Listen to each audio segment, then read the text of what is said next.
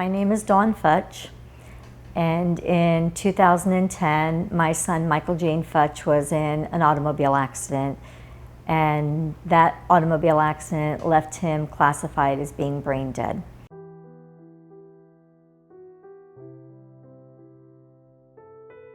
Michael Jane was born Christmas Eve, 1990, at Holmes Regional Hospital. You know, he was full of energy from the time he was 2 years old, and it never stopped. I mean, he was always my challenging child. You know, he just was, he was full of energy. He and his sister started Taekwondo at the age of 3 and 4, and they did sport Taekwondo up until they were 17 and a half and 18 and a half. Michael Jane, of course, was doing Taekwondo almost his whole life, and a friend of his just asked him to come and play some basketball with him, and Michael just fell in love with the sport.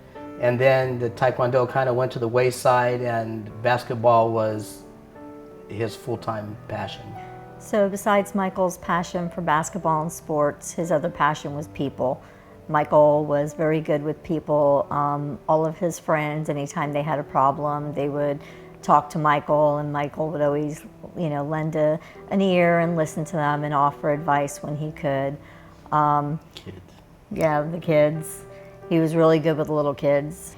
And then when, you know, Michael became 16, you know, going into the DMV, they ask you if you want to become an organ donor, and, you know, we all are donors. So Michael and Stephanie both, when they turned 16, they both became registered organ donors. We have our own business. We have a bakery, and it was a busy wedding season. We had 7 cakes going out. My daughter and I were in the kitchen working on cakes, and I didn't know that Michael had been across the street at the gas station getting gas, and his dad was outside, and he called Michael over to the parking lot, and he asked Michael where he was going. He said he was on his way home, and 2 of Michael's friends were in another car following Michael, and they left to come home, and it wasn't 5 minutes, and his friend called and said that there had been an accident.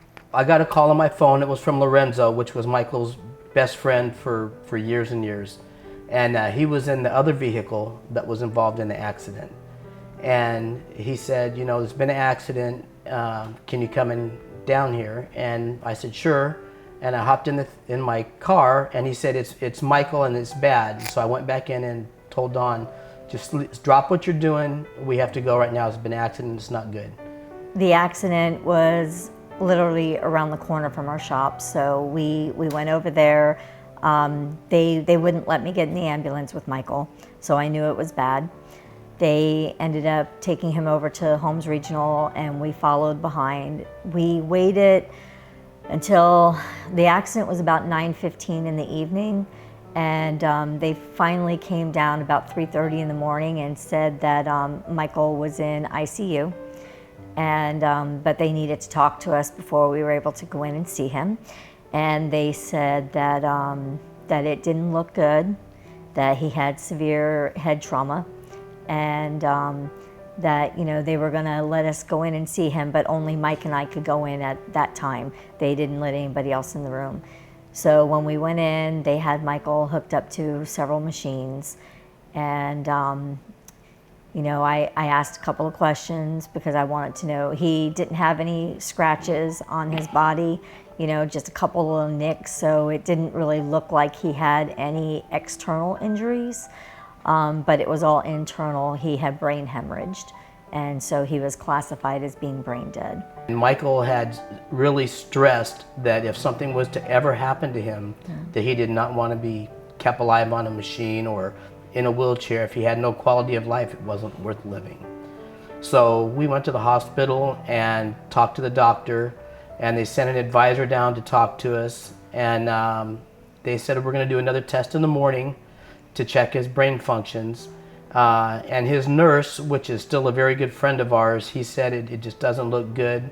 I'm not saying that he can't come back from this, but it just doesn't look real good. So they performed the test in the morning, and they came back and said that he had 0 brain function. So at that point in time, I told the nurse, Darren, I said, Michael's a registered organ donor. I know that you have a short window of opportunity to procure the organs. And so I told him, that we were giving, our consent to do that.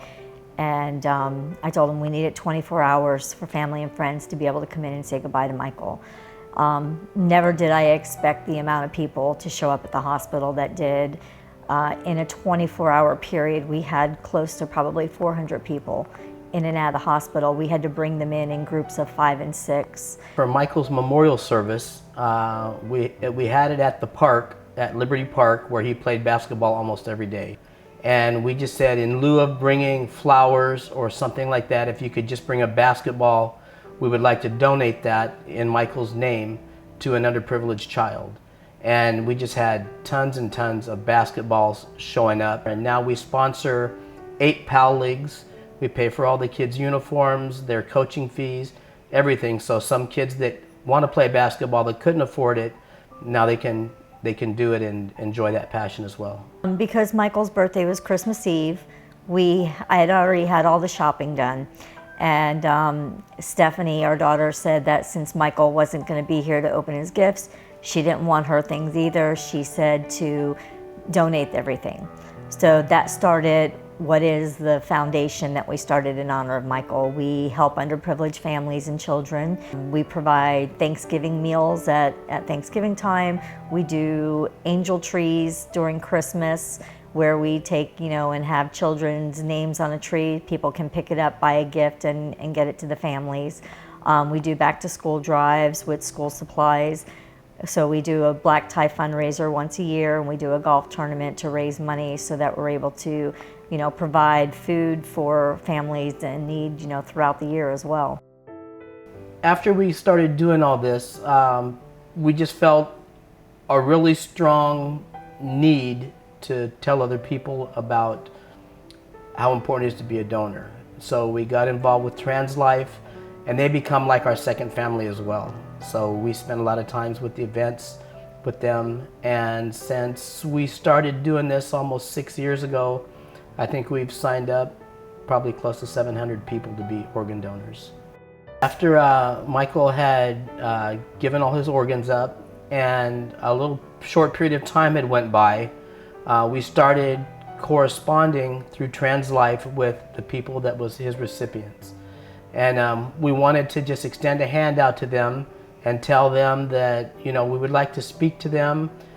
We'd like to become part of their family, and we'd like them to become part of our family. And it was just kind of a magical thing. They just started writing back, and we started corresponding, and we've met just about every single one of Michael's recipients now. This is the mom of Michael Jean Futch, and they are my family savior. So I was born without a kidney. The one kidney that I had left almost stopped functioning. 5.5 years ago, I received a kidney transplant. That kidney transplant saved my life. It allowed me to continue to be a father and a husband.